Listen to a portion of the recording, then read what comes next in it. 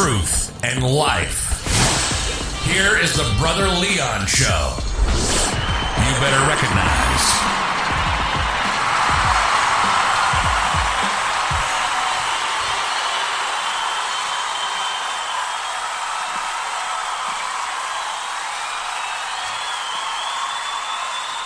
What's going on, listeners? This is your boy, Brother Leon, and you are tuning into another episode of the Brother Leon Show. Today, we are going to have the phenomenal makeup artist, Joy, on our show today. Sister Joy Taylor is going to be on our show today, and we are going to talk about her products, but also what she does and how it helps, women all over the place look beautiful, feel beautiful, because you got to understand and know that when you feel a certain way, man, that thing brings about healing.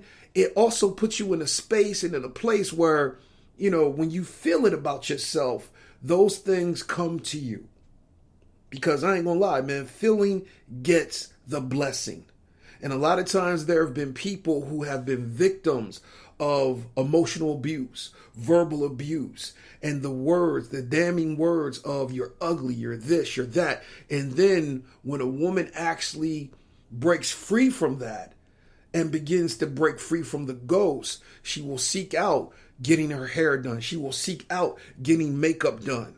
She will seek out, changing her physical appearance. Because what that is a manifestation of what God has done already on the inside. And that which is internal will soon be external. And that's the God knows truth. So, guys, I want you to stay tuned for this episode that we have with Sister Joy Taylor, because we're going to go into it about this whole makeup thing. And we're going to definitely talk about how makeup can help self-esteem. Also, how being feeling beautiful can definitely add to self-esteem. And it can also put you in a place where you just won't settle, because now you start to see that you are that number one, you're worth it.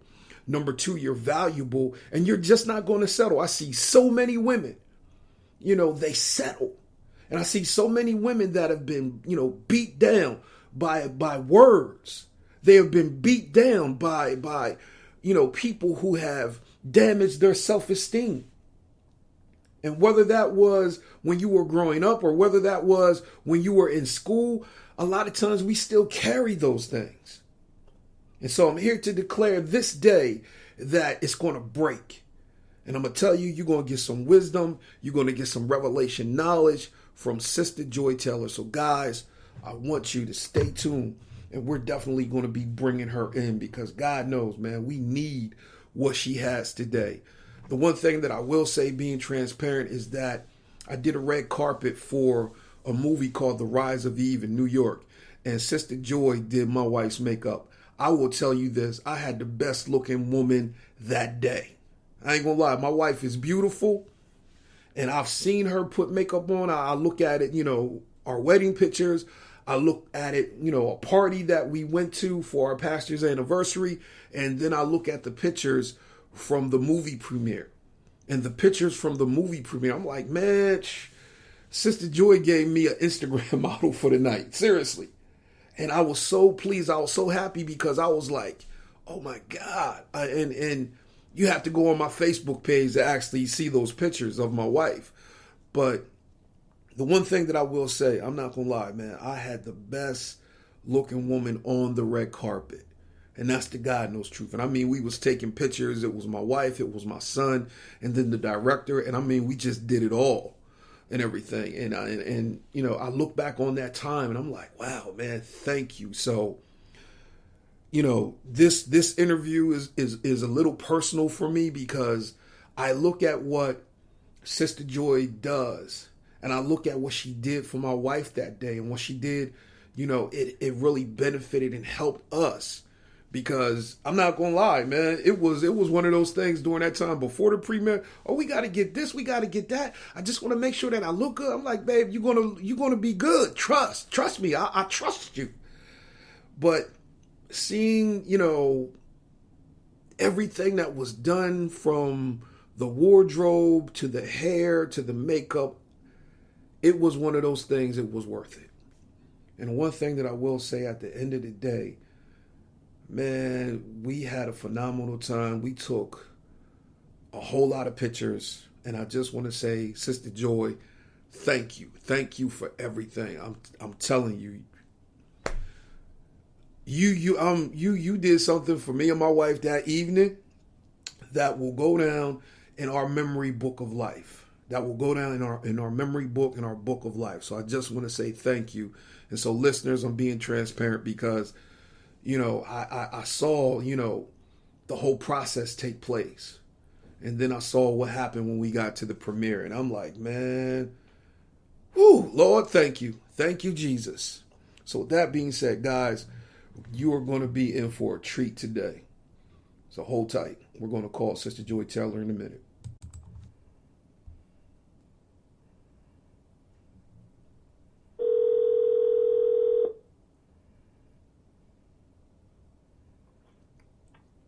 Joy Taylor. Hey, good morning. How you doing, Sister Joy? It's Brother Leon.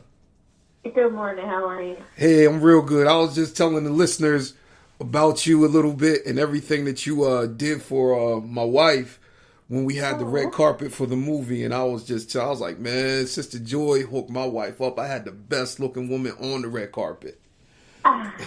So I just want to say it's an honor to bring you on the show because, I'm looking, you got your whole makeup thing going. Let me ask you this. You got a product line now, right?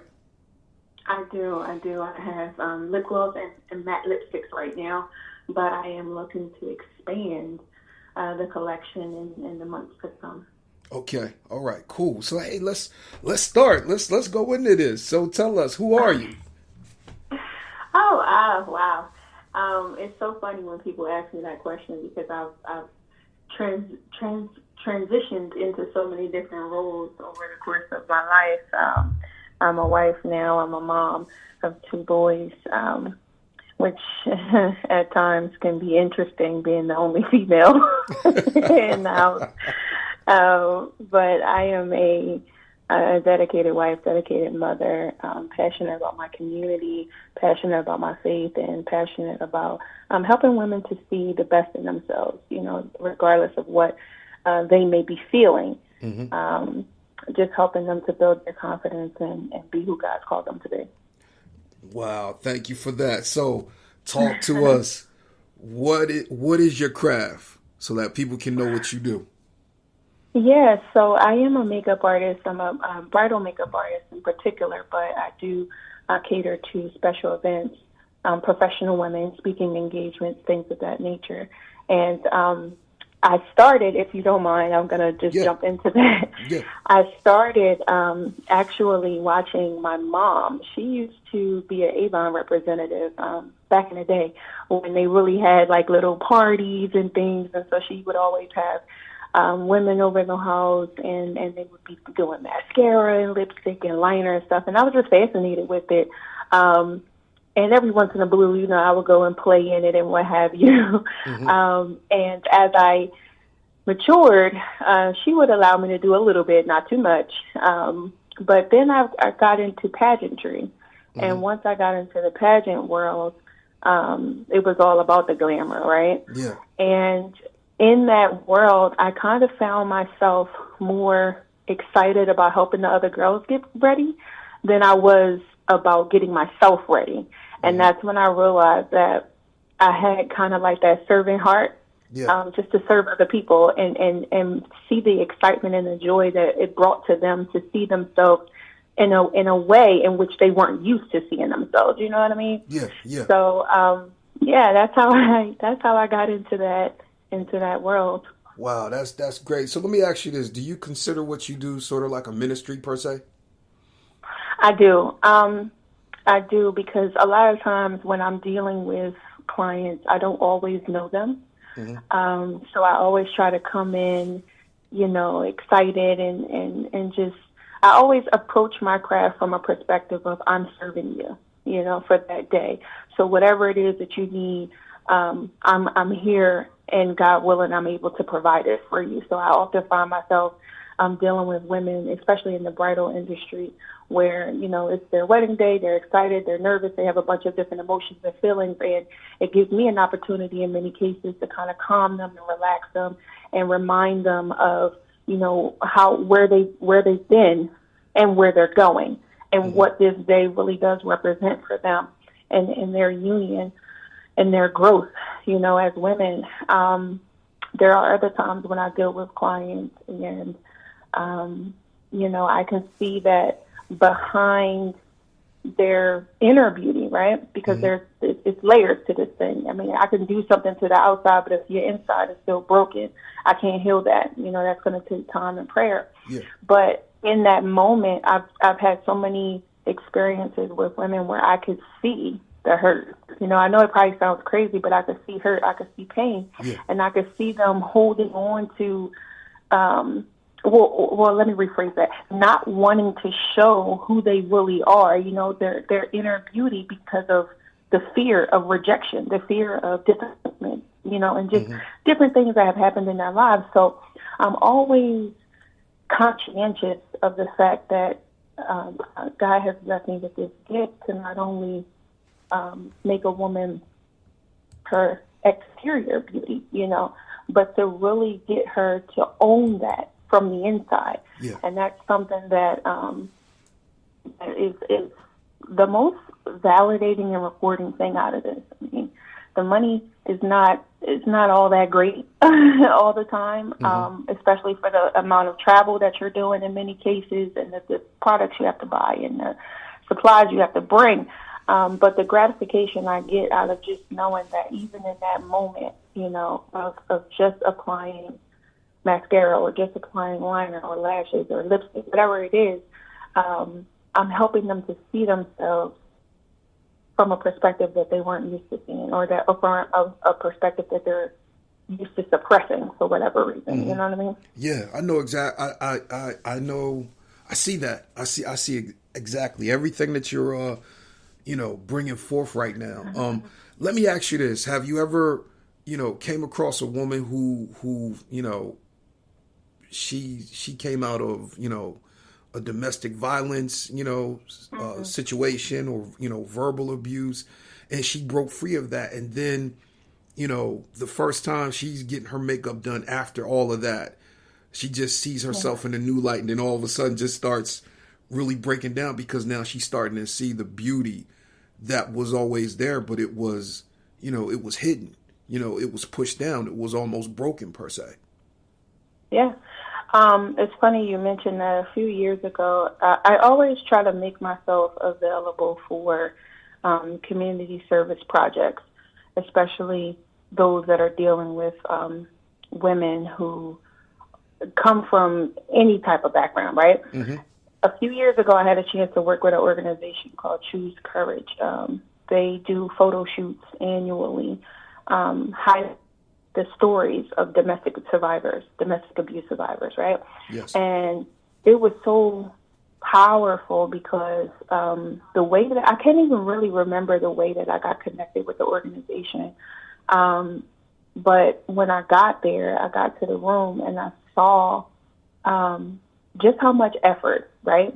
From people, I mean, nobody in the room really knew each other, you know. The organization, the director, she's out of Texas, so she came to Philadelphia and she just connected with some hairstylists, some makeup artists, photographers, clothing stylists, and the actual survivors, right? So she didn't know anyone, but to just see how much goes into highlighting women who have survived those types of experiences, right? Yeah. When I came in, I felt so humbled, right? And being able to work with women who, you know, sometimes makeup can't cover the scars, you know what I'm saying, that they've experienced in their lives, but just to have them be so happy to be alive. Like, sometimes we take our life for granted, right? Yeah.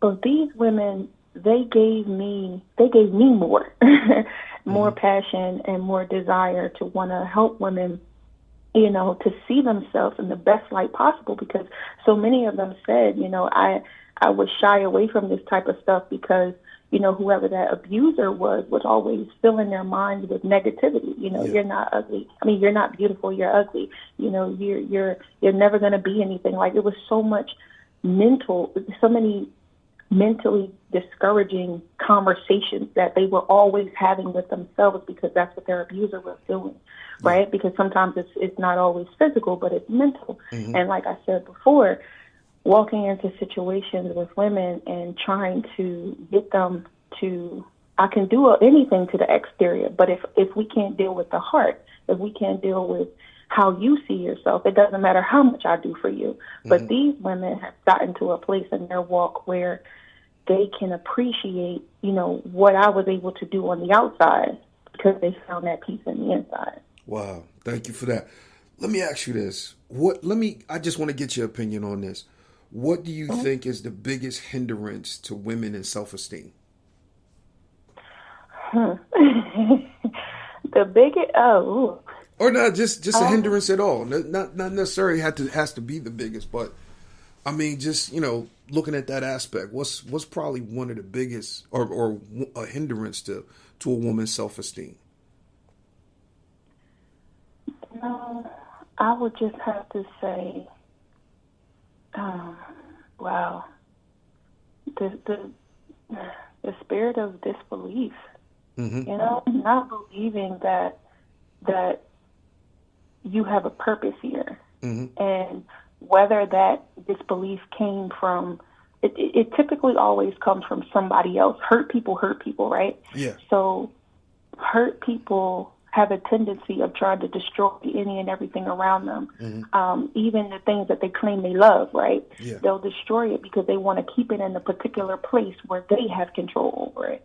And that hurt is so detrimental to growth. And it's a continuing cycle. I mean, you just grow up in a culture of hurt, and all you know to do is hurt other people, whether it's with your words or with your actions. Yeah, exactly.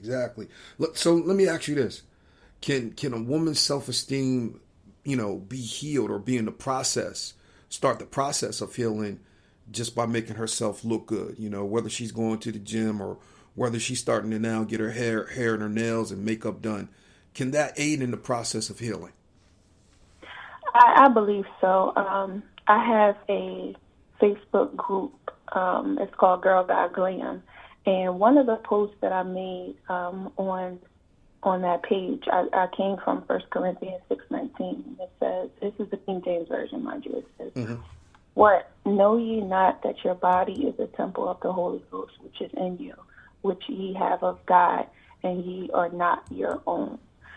When we care for this temple that we've been given, right? Whether it's through exercise, whether it's through makeup, whether it's through eating right. I mean, mind you, eating right, exercise, all of these things, none of these things are bad, right? They're here for a reason. God wants us to take care of ourselves.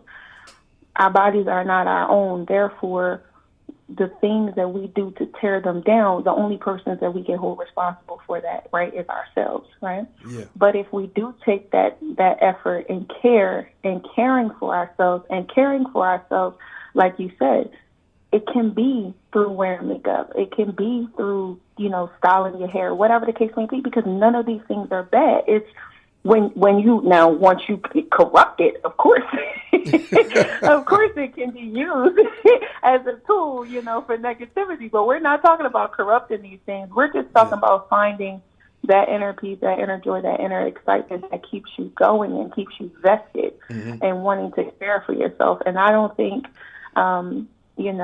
working out or eating right or wearing makeup or straightening your hair or curling your hair, whatever the case may be, is detrimental to that. But for women in faith, though, and I'm using faith really loosely because it's not just Christianity, but it could be Catholicism, Judaism, etc., Islam. Sometimes people use that even as a way to stop women from wanting to look, attractive or appeasing or appealing to themselves, even if it's just for themselves, something they do for themselves. And I think that also plays into the detriment of self-esteem for women, because it's like, if I can't express that side of me or be vindicated or accepted, even for just wanting to take care of me, like, sometimes it's almost shamed, like it's a bad thing, and I do think that has an impact as well on women's self-esteem. Oh, yeah. Because I'll even take it to church. I mean, you have some denominations, they feel as though that, putting on makeup is a sin. I'm like, man, please. Right. I'm like, I look at it like this. If we're supposed to glorify God in our bodies, what's wrong with makeup? You know what I mean? What's wrong with, looking good? What's wrong with getting your hair done? But, these are some of the things that I believe that put people in bondage. And then they have that spirit of legalism on it. And then you feel as though that, it's a sin. And then you're self-condemning yourself. You're giving yourself self-condemnation. And the Bible says that there's therefore no condemnation to them who are in Christ Jesus. So, at the end of the day, I'm like, hey, look, do what makes you feel good. If you're going to be glorifying God in your body, and your body is the temple of the Holy Spirit, make that thing look good. Because at the end of the day, at the end of the day, the body is the vehicle that's going to take you to every divine appointment. And when you show up to that divine appointment, you want to make sure that you bring your A game. Right. And that's the God knows truth. It's so powerful that you use that word, show up, because that's something that I want to instill not only in my clients, but just women in general, like that importance of showing up to the world around you because of whose you are. You are a representation of, something powerful. Therefore, you need to, and I'm not saying, that you got to be Gucci down to the socks. That's not what I'm saying. I'm saying put that package together, whatever it is, whatever's in your reach. Use what you have, package it so that when you are out here in this world, you're showing up and you're present and you're a representative. Like, we can identify. You know what I'm saying? Yeah. Oh, okay. Yes, this is definitely. She knows who she is. She's confident in who she is, and whose she is. You know what I'm saying? Yeah. So that's powerful. Yeah. So hey, I want to change it up. How do you treat dry skin versus oily skin? Because I ain't gonna lie, I know in our community, it's you got dry skin and you got oily skin, and I ain't gonna lie, it's like some of these creams, like Clearasil and stuff. Some of that stuff don't work with us. It actually burns. No, it doesn't. So I actually have dry skin, and one of the things that I do on my Girl Guide Glam page is I'll post videos of like affordable skincare, and I'm challenging myself because, mind you, I work a full-time job. I have the boys. I have a husband. I'm, trying to do house stuff and mom stuff, but I'm challenging myself weekly to do a face mask and face conversation, right? Where I kind of feature an affordable face mask, just for women to, take the time out to do a little bit of reading while also caring for themselves physically, on the exterior. And one of the things I'm always looking for is something that hydrates. Okay. So with dry skin, because I have the dry skin, hydrating products work good for me. Now, I know at one point CeraVe was like the thing. Everybody was like, oh, CeraVe. So I went out and bought it because it was at the drugstore, right? And I was like, nope, this is not for me, because I felt even more dry after using it. So I found caring for dry skin, using oil-based products, using hydrating products, serums, all that type of stuff works. For oily skin is actually a gift. Like, if you have oily skin, you should really be excited, because what it does, it keeps your pores nice. Now, it can make you acne prone. However, all of the oils in your skin kind of keep your skin supple and youthful. So you'll notice like, you know how they say black doesn't crack, right? Yeah. Most older women who still have nice, smooth skin is because they have oily skin. Their skin is constantly producing those oils. Wow. Me, on the other hand, I have to keep pouring oil into my skin because I dry up like a little prune. And then, of course, you know, hydrating, drinking water, and things of that like nature, laying off of sodas and sugary drinks. But I would say, you know, always try to use like a mild cleanser, never anything too rough. I am a fan of, you know, high-end products like Kiehl's. I am a fan of those types of things, but I feel like affordable things such as eyes, lips, face, cosmetics, their cleansers work really well as also. And if you want to go old school, get you some cocoa butter. Can't go wrong with a little black soap and cocoa butter. Yeah. That never goes out of style. Yeah. Well, look, let me ask you this. When did shea butters get so popular? Because I remember, man, it was like you could get shea. Everybody was selling shea butter. Yeah. So shea butter, you know, it's like it had its crossover moment. Yeah. And I say that because in my own ignorance, I always thought that shea butter was like a black thing, right? So when I worked with a client one time, a Caucasian woman, and she said, "Oh, I got to get my shea butter." And she's like, "I'm ashy." And I was just like, what? For me, it was like, and mind you, I was an adult, right? Yeah. And in that moment, I was just like, Joy, you got to stop being so ignorant. Like, black people are not the only ones that enjoy the benefits of shea butter. But I think that with all of the fair trade exchanges that are taking place now, and so many smaller organizations that are trying to help underprivileged and impoverished African communities, right? Like in the continent of Africa. Yeah. There's been a more sensationalized push to use those type of products because they're putting shea almost in everything now. But it's good for those small organizations who are working with, you know, villages that need, you know, the money to build wells, to build schools, or what have you. So I do like that that it's being utilized more in a broad spectrum across various different types of products, whether it be cosmetics or, you know, even toothpaste. It's like this natural push now. I love it. You know, I love it. But, yeah, there was a moment where I was like, you know, in my own ignorance, I was like, oh, we're the only ones that use that. And you're right. You could get it everywhere. And now it's like, you can still get it everywhere, but it's just like, you know. Yeah, because I was, cost you a little bit. Oh, yeah. Because I actually saw some, I was like, how are they selling it? I mean, this dude had like a big chunk, and he was just cutting pieces off. I was like, they selling shea butter like that? For real? And I mean, people now was you buying just get it. the block. Yeah.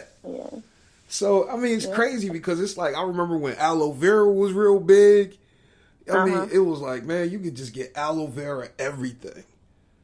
Yep. You know, so let me ask you this. What is because I always hear lipstick and lip gloss. What's the difference between lip gloss and lipstick? So that's a good question. So with lipstick, okay, there's a variety of different types of lipstick. Number one, there's matte lipsticks.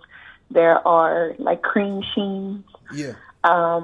There are kind of like sheer lipsticks. Lipsticks come in a variety of different shapes. They also come in different packaging. So you have your traditional twist tubes, and then you have kind of like a wand. Most of your matte lipsticks come in a wand form.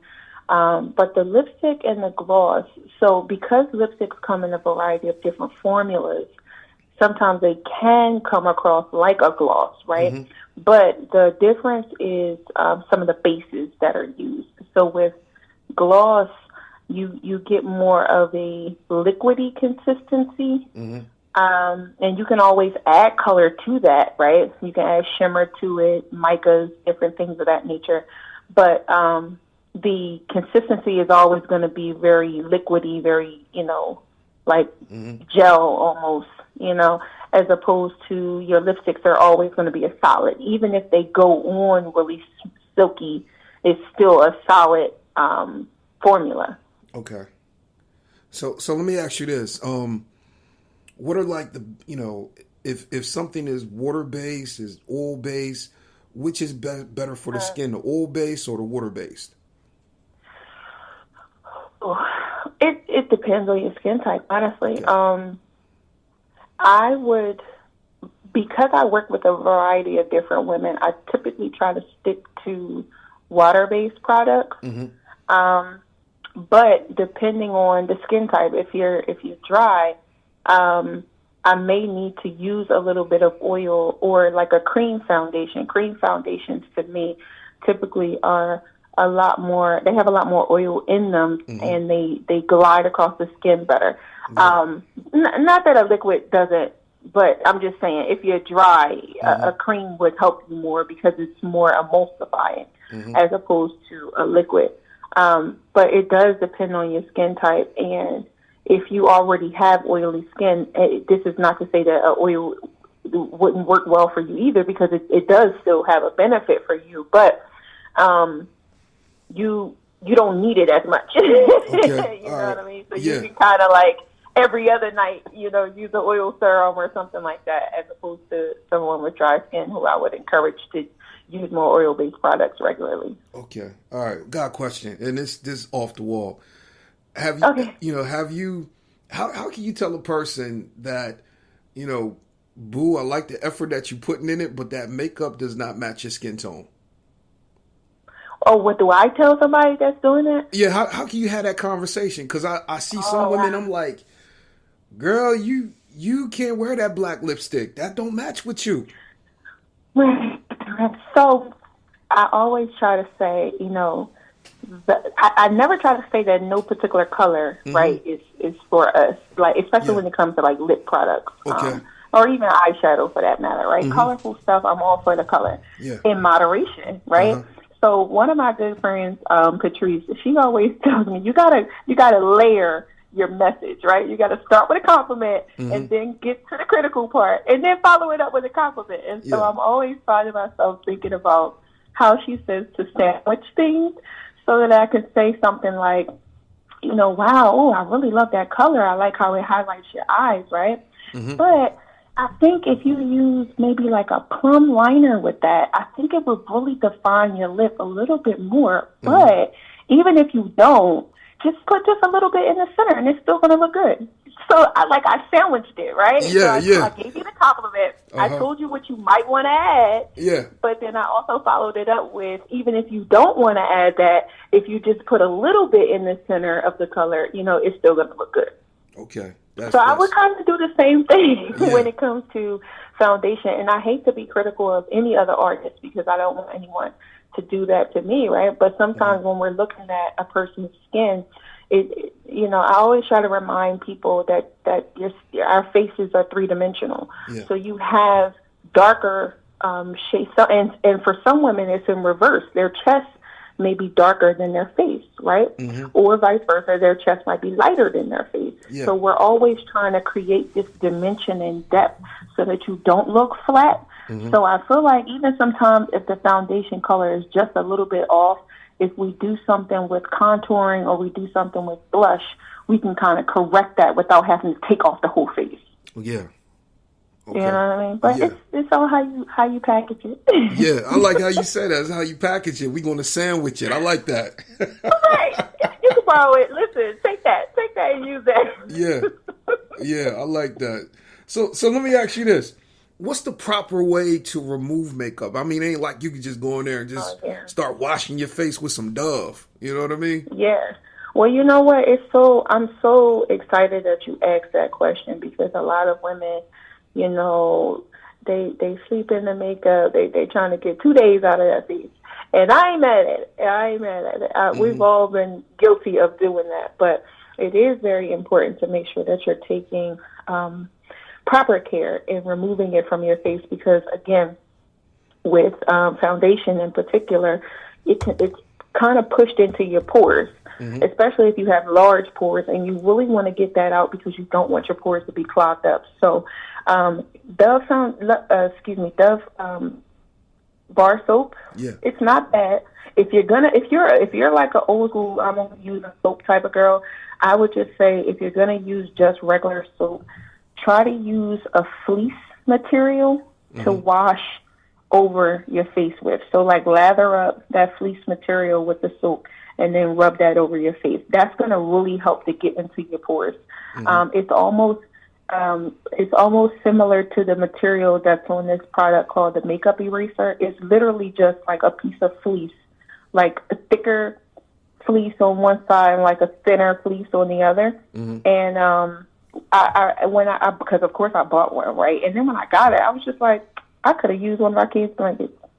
And then I went and used one of the kids' blankets, and I was like, this does the same exact thing. So now, I ain't trying to take no coins away from them, but I'm just saying, if you're going to use regular soap, don't use a washcloth. Use a fleece type of material, and you can get that off.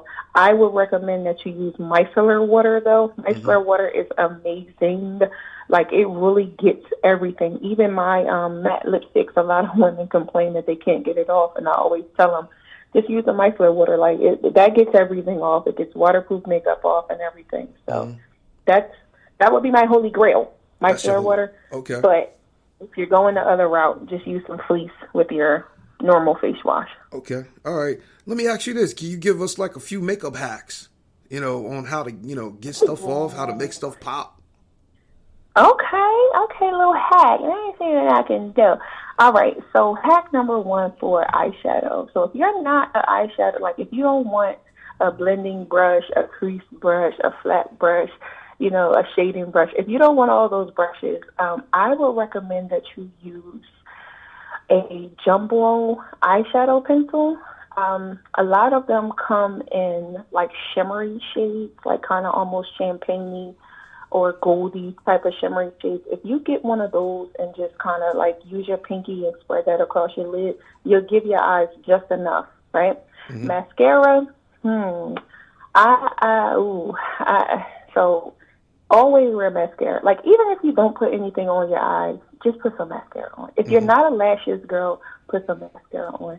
If I had to tell you a mascara to use, I would say, I have to come back to that one because I'm a little biased on the mascara. Let me see, what else? Oh, of course, this is an old school one. Any red lipstick can also, or any lipstick for that matter, can also double as a rouge, as some women call it, or a blush for your cheeks. If you use a shimmery lipstick, it can also be like a highlighter for your cheeks. I'm trying to think of any other little hack. Little hacky hack. I don't know. I can't think of any good ones. Yeah. I feel like all the ones I have are corny. No, that's all right. But hey, look, we can come back. Let me ask you about this. Let me ask you, is alcohol, tea tree oil, and witch hazel good for the skin? Ooh. Witch hazel, yes. Okay. Alcohol, it depends. So sea breeze, they have those alcohol-based astringents. Yeah. I'm not going to say they're bad. I'm just going to say that it's not for regular use. Okay. Like, you shouldn't use it regularly. It should be something, if you're trying to treat a breakout or you're trying to treat or prevent, if you're doing like taking preventative actions, or maybe trying to extract like blackheads or something like that, then yes, go ahead with the alcohol-based type of products. But witch hazel as an overall toner on a daily basis, perfect. Okay. Wonderful for the skin. Okay. Anything on tea tree oil? Tea tree oil is also a great one. However, tea tree oil is something you want to mix with a carrier oil. Okay. So whether that's jojoba oil, coconut oil, grapeseed oil, you want to mix that with another oil because it, in and of itself, applied directly to your skin, could be too harsh for some skin types, and it can actually burn you. Okay. We don't want burns. Okay. Yeah, that's the main thing. You definitely don't want burns. So let me ask you this. how is it? I know a lot of guys. They like, yo, man, she looks tight in that makeup, man. And how is it that a woman can have that conversation with her guy about, hey, I'm going to take my makeup off and you're going to see me without my makeup? Well, I think that the made-up version of you is just it should always be an extension of who you truly are. Yeah. So the Decepticon, the Decepticon, in that conversation can sometimes be the woman who relies heavily on her exterior to attract, right? Yeah. As opposed to letting her exterior be an enhancement to the package. So that woman constantly needs to work on herself. Like I tell people all the time, like, you know how the famed expression is God still working on me, right? Yeah. So daily I'm dying to my flesh because I know that I'm being worked on daily and I have not arrived and I don't ever want to arrive, right? Because once we have gotten the feeling that we've arrived, we no longer become teachable. Yeah. So I always want to remain teachable, as well as be in a position to share, with others, right? So women have to understand that, a person, guys in particular, they can read through. Like, they're not stupid. Like, you might have caught them with the 25 millimeter lashes, right? You might have caught them with that, but that ain't gonna keep them. Yeah. One of my professors told me that one time in college. My professor said to me, he said, Joy, you're a bright girl. You're a very attractive girl. He said, but let me tell you something. Your looks might get you through the door, but they ain't gonna keep you there. And that was something that stuck with me because I was like, first of all, I'm like, this is a professor that I admired, right? And I felt like every time I was in his class, I was putting forth my best effort. Yeah. But in that moment of him telling me that, I was just like, wow. Like, he gave me the reminder in the message that I play to myself every day. So when I'm out and I'm working and I'm doing all these things, right, I have to keep reminding myself, like, yo, the way that I present myself, and this is a message to the women that are listening, the way that you present yourself, yes, sis, it might get you in the door, but that alone ain't going to keep you there. You got to have something else added to that package. Yeah. So if you're not dying to your flesh daily, building yourself mentally and spiritually, caring for yourself physically and emotionally, and making sure that financially you're positioning yourself and your moves, like you're not wasting money, right? Yeah. But you're saving money and you're storing for whatever it is that you believe God has intended for you to do. Like, once you get that holistic package together, then you somebody. But right now, if you're just relying on this catfish mentality of bringing people in with... You said catfish. Yeah, I'm just saying, bringing them in with this disguise, this facade that you're able to pull off, like, it's not, the veil is going to be lifted real soon. Yeah. Yeah. Yeah. 'Cause I remember watching, I watched that movie on Netflix, Napoli Ever After. And she used to just wake up real early to get herself all beautified to act like she was getting up when her man got up. And I'm like, wow, that's crazy, because it's like, you got some women, they won't even use the bathroom if their man is in the house. Yeah. Like, but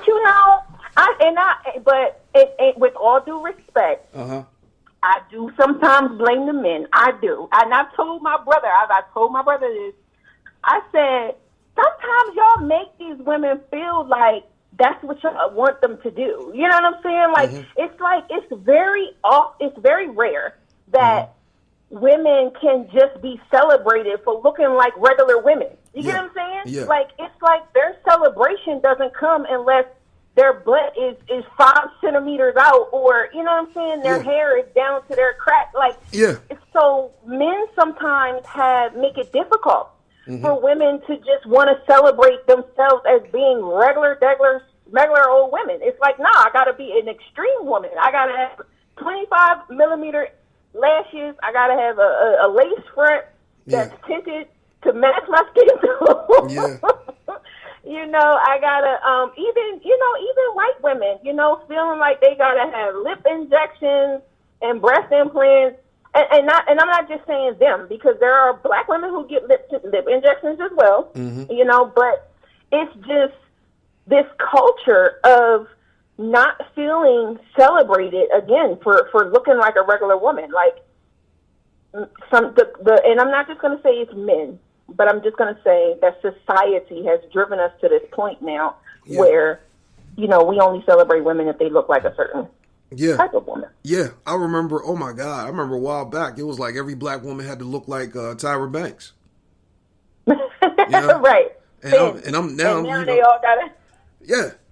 And now look, it's like, when Beyonce, everybody want to look like Beyonce. And now, with the whole Cardi B and Meg Thee Stallion, I'm like, oh my God, we got this whole WAP culture now. And I'm like, it's crazy. I'm serious. Yeah. It's just crazy, because it's like, when will we start being comfortable with our own skin? Seriously. Right. And that's the thing that really gets me, because it's like,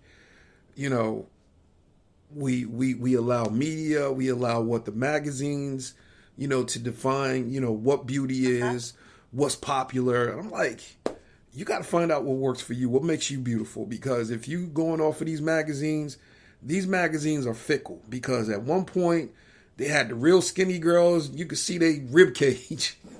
Right. And then next, you got the plus size models, and then now you got dark skinned women with blonde hair. And I'm like, man, it's just one thing after another. And it's like our women have to jump through so many hoops. Yeah. And that's the thing that gets me. And I'm like, it's crazy. Guys ain't got to do all that. I mean, some of them do. No. And I look at some of the men products. can be celebrated for just being men. Yeah, they can be celebrated for just being men. And I look at some of the products that they have out. I'm like, wow, man, now you can actually get a beard that can be glued on your face. I'm like, wow, it's crazy. Yeah, listen, the man pays. I feel like male hair pieces have always been out, right? Yeah. But cultural appropriation. I know this is not the subject that we're discussing, right? Yeah. But once it got popular for people to get a fever, like with some kinky hair, like. Yeah, it took off. It took off. And now you have all kinds of, things that men are out there doing. So I definitely don't want to make it seem like men don't feel the pressure either, because I know that the pressure, the societal pressure to live up to a particular standard, or to look like a certain thing in order to be celebrated, it does go across the board. I mean, I just, I would be remiss if I didn't acknowledge that women kind of got it they have it a little more tough than the men. Yeah, exactly. Oh my God. But yeah, you know what? We probably gonna have to do a part 2. So let me ask you this, because I know time is getting on us. Okay. So what's a good nighttime routine? Nighttime skin routine. Great question. I would always just encourage, again, doing some kind of a hydrating mask at least once a week. It doesn't have to be a daily thing. Definitely make sure you're cleaning over your skin really, really good. Like I said, use that fleece material to really get get into your pores. If you have like a brush, some people have the face brushes that kind of spin like a Clarisonic or something like that. Yeah. I mean, honestly, the manual, like I used to have electronic face brush, but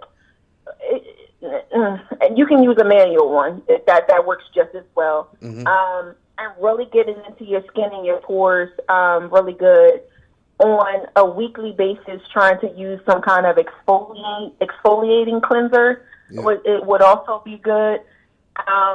and then making sure that you're always, always, always, always toning your skin.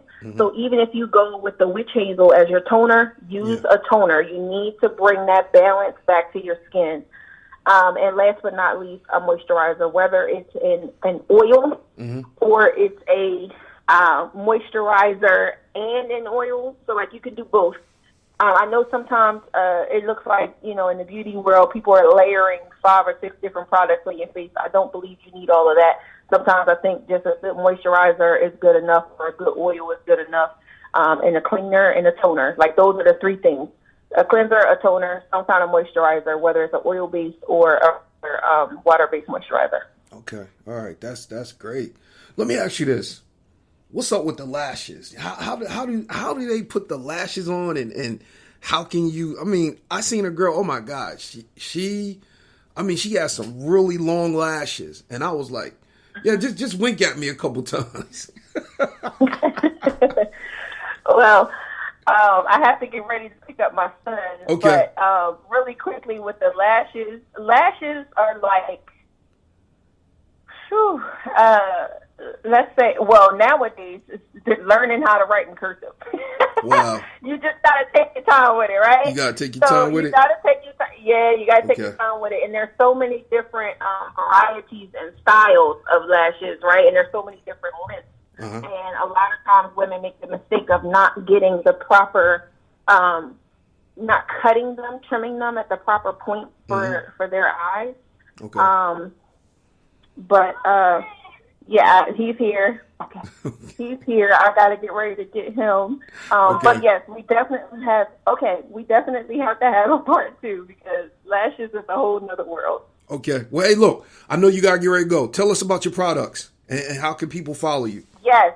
So you can find me at www.joythemua.com. You can also shop my matte lipstick collection there. I will also have glosses there really soon. You can book services at www.joythemua.com. And last but certainly not least, you can follow me on all of my social medias at Joy The MUA. Wow. Thank you, Sister Joy. I so appreciate you for giving us, your time today. Can you leave us with a word of wisdom? I'm sorry, say that one more time. Can you leave us with a word of wisdom? Oh, a word of wisdom. Yeah. Hold on one second, Steve. Absolutely. So, in everything you do, be intentional, be honest, and be aware, because somebody's watching you, even when you don't think they are. All right. Thank you for that. But hey, look, you have a blessed day. We definitely going to do part 2, all right? Yes. Thank you again. Thank you so much. Oh, hey, no problem. You have a blessed one. All right. Bye-bye. Guys, that was Joy Taylor. Hey, I'm telling you, follow her on social media, get her products.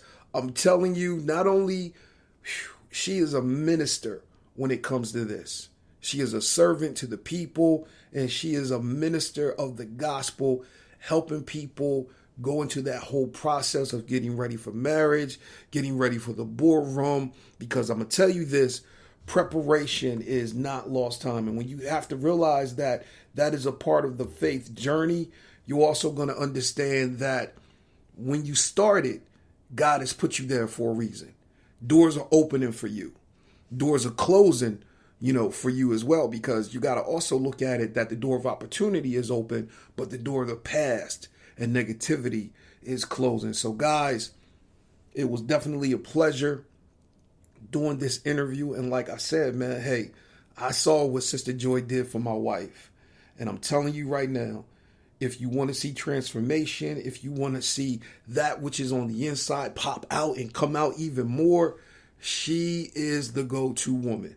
So with that being said, guys, I just want to say peace.